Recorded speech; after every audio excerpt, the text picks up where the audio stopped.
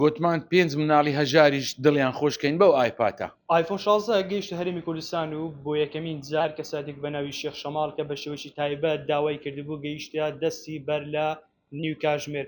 من ئێستا لای شێخ شەماڵم. شێخ سڵاو دەوێت پێم بڵێ ئەو جۆش و خۆشە چی بوو بۆ وەرگرتنی آیفۆن 16 کە یەکەم کەس بوویت؟ بەڕاستی لە بیسەنتەرەوە پێشەوەی بێ داوامان کردبوو، ئەو ڕۆژ تەلەفۆنیان بۆ کردم، بەڕاستی ئەوەچیان بۆ ناردم و ڤیددیۆیەک لە دوبەیەوە، گوتیان ئەوە مۆبایلەکەی جەنابتە بەدەستمانەوە، ئێوارە ئیشاڵە لە مەتار ئیسلامیەکەی. یەکەم کەس بوویت ئەو مۆبایلت گەیشتە دەست؟ بڵێ بە یەکەم کەس بووم، بڵێ وە بزانام لە ئاستی عێراقەوەش نەکات لە ئاستی هەرێمی کوردستانەوە.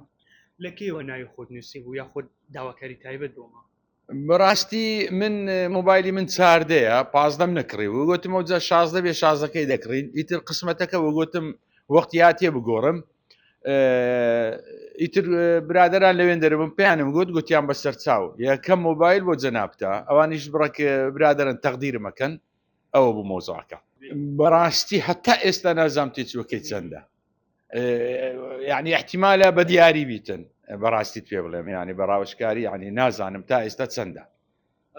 هەستت چۆنە کە تۆ یەکەم کەسی کە آیفۆن 16 دەگرێت دەست و بەکاری دێنیت؟ ئەکید طبعا کە ئینسان شتێکی نوێ ئەکرێ پێی خۆشە، شتێکی جوایزبی مەسەلەن یەکەم کەسیش بی و گەیشت بەدەستی هەستەکی خۆشە. بەڕاستی یەک مۆبایلی داوا کردووە؟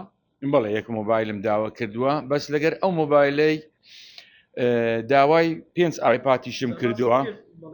بەڵێ دەتەوێت چیانی بکەیت ئەم 5 ئایپادان؟ بەڕاستی چۆن ئەمە دڵمان خۆشە بە شتێکی نوێ، گوتمان 5 مناڵی هەژاریش دڵیان خۆشکەین بەو ئایپاتە.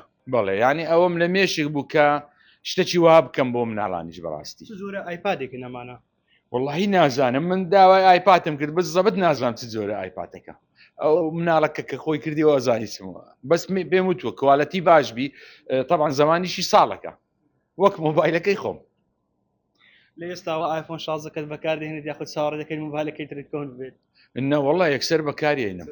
بەڵێ.